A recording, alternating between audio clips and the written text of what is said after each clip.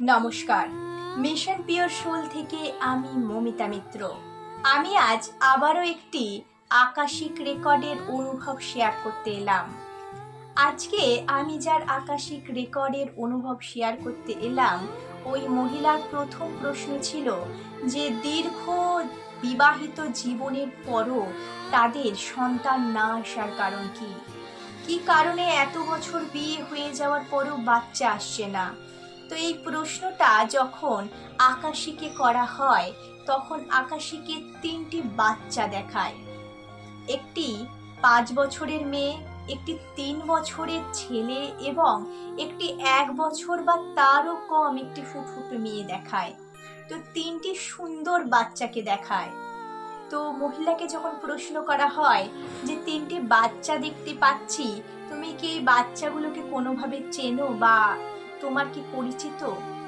তো মহিলা জানায় যে তার এই রকম কোনো বাচ্চা পরিচিত নেই, তো এদের উনি চেনেন না। তো আকাশীকে প্রশ্ন করা হয় যে এই 3টি বাচ্চা কে এবং কেন দেখাচ্ছে?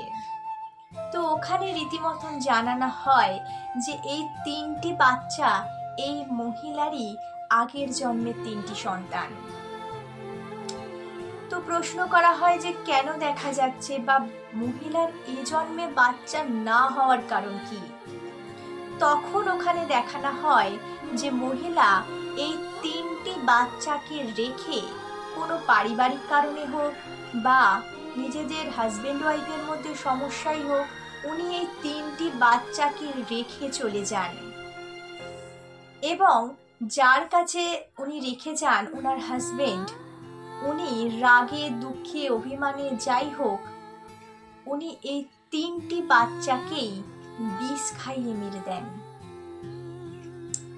তো কথাটি শুনে এই মহিলা নিজেকে সামলে রাখতে পারছিলেন না যে উনি আজ বাচ্চার জন্য মাথা খুঁড়ছেন, কিন্তু ওনার এমন 3টি ফুটফুটে বাচ্চাকে বিষ খাইয়ে মেরে দেওয়া হয়েছিল। তো মহিলা জিজ্ঞাসা করেন, অনেকক্ষণ টাইম নেন নিজেকে সামলাতে, তারপর মহিলা জিজ্ঞাসা করেন এই 3টি বাচ্চা এখন কোথায়? ওদের কি কোনো মুক্তি হয়ে গিয়েছে বা ওরা এখন কোথায়? তখন ওখানে দেখানো হয় যে 1 বছর এবং 3 বছরের যে বাচ্চা ছেলে এবং মেয়েটি ছিল তারা জন্ম নিয়েছে। 1 বছরের বাচ্চাটি এরকমই মধ্যবিত্ত কোনো পরিবারের মেয়ে হিসাবেই জন্মেছে এবং 3 বছরের যে ছেলে বাচ্চাটি ছিল সেই বাচ্চাটি আসলে 1 বছরের বাচ্চাটির কোনো সেন্স ছিল না, সে জন্মে গেছে, কিন্তু 3 বছরের বাচ্চাটা একটু একটু মাকে বুঝতে পারে যে মা এটা আমার মা, আধো আধো কথা বলতে পারে। 3 বছরের বাচ্চাটি আসে এই মহিলার দিদির কাছে। অবাক করার মতন কথা, মানে নিয়তির কি পরিহাস দেখুন। কোনো এক পারিবারিক কারণে দিদি কিন্তু তার বাচ্চাকে নিজের কাছে রাখতে পারেন না, বাচ্চা থাকে তার মা বোনের কাছে। তো এই মহিলা ওই বাচ্চাটিকে নিজের সন্তানের মতনই বড় করেন, মানে বাচ্চাটিও ওকে মায়ের মতনই দেখে। মা বাবার কাছে যে জোর চলে, ওই বাচ্চাটি কিন্তু তার মাসির কাছে এসে জোর করে। সেই ভালোবাসা, সেই অধিকার একটা বোধ, তা কিন্তু ওর মাসির কাছেই। বাচ্চাটি এ জন্মে মেয়ে সন্তান হয়েছে, কিন্তু ওর মধ্যে একটু ছেলে ছেলে ভাব, যেমন ছেলেদের মতন সাজগোজ করতে পছন্দ করে, বয়স্কার চুল, জিন্স, টি শার্ট এগুলিও পরতে ভালোবাসে। হয় না এক একটা মেয়ে ছেলেদের মতন সাজতে ভালোবাসে, ও কিন্তু ঠিক ওই রকমই। তো 5 বছরের যে বাচ্চা মেয়েটি ছিল, মেয়েটিকে এত সুন্দর দেখতে, কোকড়ানো কোকড়ানো চুল, নাকে নথ পড়া। তো মেয়েটি জন্ম নেয়নি। মেয়েটির অ্যাকচুয়ালি 5 বছরের মেয়েদের, ছেলে মেয়েদের মধ্যে কিছুটা সেন্স চলে আসে।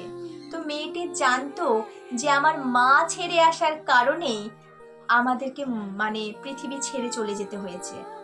তো মেয়েটি এখনো পর্যন্ত জন্ম নেয়নি এবং এই আকাশিকে আছে এবং এই মহিলার আশেপাশেই রয়েছে। তো মেয়েটিকে যখন আকাশীকে ডাকা হয়, মেয়েটি আকাশীকে আসে এবং তীব্র অভিমান, তীব্র জেদ নিয়ে, এত রাগ নিয়ে মায়ের দিকে তাকিয়ে রয়েছে। তো মেয়েটি বাচ্চা, তো বাচ্চাকে বাচ্চার মতনই বোঝানো হয় যে বাবা তুমি মুক্তি নিয়ে নাও, সেখানে অনেক ভালো হবে, তোমার অনেক ভালো মা হবে, অনেক খেলনাম পাবে, অনেক কিছু পাবে। মেয়েটা কোনো মতেই রাজি নয় মুক্তি নিতে। মেয়ে তার রাগেই বলছে, না আমার মুক্তি চাই না, আমার মা চাই, আমার মাকেই চাই। অ্যাকচুয়ালি এই মহিলা তো আগের জন্মে কি করেছেন, তারপরে মৃত্যুর পরে আবার জন্ম নিয়েছেন, বাকি যা করে এসেছেন সব ভুলে গেছেন, এটাই স্বাভাবিক। কিন্তু ওই বাচ্চা মেয়েটি জন্ম নেয়নি। ওই বাচ্চা মেয়েটি জানে যে এটি আমার মায়ের সোল, এটিই আমার মা। তাই ও এরকম কাউকে আসতেই দেবে না যে ওর মাকে মা বলবে, ওর মাকে ও ছাড়া কেউ মা বলবে না। বাচ্চাদের জেদ তো জানেন। তো বাচ্চাটিকে অনেক করে বোঝানো হয়, বাচ্চাটির মা ক্ষমা চায় যে তুমি মুক্তি নিয়ে নাও, তোমার ভালো হোক, কিন্তু কোনো মতেই বাচ্চাটি রাজি নয় যে না আমি মুক্তি নেব না, আমার মাকেই চাই। তো অনেক করে বোঝানো, অনেক ক্ষমা চাওয়ার পর তখন ওর মা ওকে বলে যে ঠিক আছে, তুমি আমার গর্ভেই এসো, তুমি আবার জন্ম নাও, আমার গর্ভে এসো, আমাকে মা বলো, এবং আমি কথা দিচ্ছি যে আগের জন্মে যে অভিযোগ তোমার ছিল এ জন্মে আমি সেটি আর রাখবো না, তুমি চলে এসো আমার গর্ভে। এবং দেখুন ভালোবাসা কিরকম মায়ের প্রতি। যে বাচ্চাটা জেদ করছিল, রাগ করছিল, সেই বাচ্চাটা নিমিষে রাজি হয়ে গিয়ে বলে হ্যাঁ আমি আসবো, আমি তোমার কাছেই আসব, এবং বিগত 6 মাসের মধ্যে আমি তোমার কাছে আসবো, তুমি প্রেগনেন্ট হবে, আমি মেয়ে বাচ্চা রূপেই আসব, এবং আমার শরীরের এই জায়গায় এই চিহ্ন দেখে, এই দাগ দেখে তুমি বুঝতে পারবে যে আমি এসেছি, এবং সুস্থ শরীরেই আসব। তো মা খুব খুশি, দুজনের কাছে ক্ষমা চাওয়া, সমস্ত কিছু মেটার পর মা খুব খুশি। আকাশীকে এটাও জানানো হয় যে যদি উনি এই সেশনটি না করতেন তাহলে এই বাচ্চাটির মুক্তিও হতো না, বাচ্চাটি কাউকে ওনার গর্ভে আসতে দিত না। তো আর একটা কথা প্রসঙ্গেতে বলে রাখি যে এই মহিলা আগে ওনার হাজবেন্ডের পাস্ট লাইফ করিয়েছিলেন, তো ওনার পাস্ট লাইফেও কিছু সমস্যা ছিল। তো এই মহিলা তো তখন জানতেন না যে তারও কিছু সমস্যা আছে। তো কোনো না কোনোভাবে কখনো না কখনো ওনার মনের কোণে এই প্রশ্ন আসতো যে আমার হাজবেন্ডের জন্য আমি কেন সাফার করব, ওর কার্মিকের জন্য কেন আমার বাচ্চা হবে না। তো এটা আমি এজন্যই বলছি যে কেউ কারোর কার্মিকের জন্য বা কেউ কারোর অন্যের কর্ম ভোগ করে না, ওনারও কিছু ছিল, এরও কিছু আছে, তাই দুজনে এক জায়গায় এসেছে। তো কেউ কারোর কর্ম নয়, এটা মাথায় রাখবেন, আমরা সবাই নিজের নিজের কর্ম ভোগ করি। তো এরপর ওর প্রশ্ন ছিল যে আমার গুরুকে।